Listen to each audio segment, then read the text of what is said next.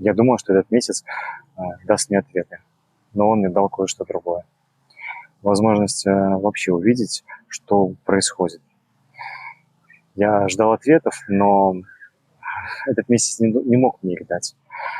Для начала мне нужно было увидеть вообще картину и понять, что тут вообще есть на что смотреть. Смотрите, мы начали видеть закономерности. Из разных наблюдений мы можем теперь уже складывать целостную картину. И мы уже можем понять, что что-то за этим стоит. Но понять причину этого – это уже совсем другое исследование. И этот месяц – это не финал. Это только начало. А если ты все пропустил и хочешь начать исследование заново, то пиши закономерности в комментариях. Я вышлю тебя на самое начало. И если ты готов стать архитектором своей жизни, присоединяйся.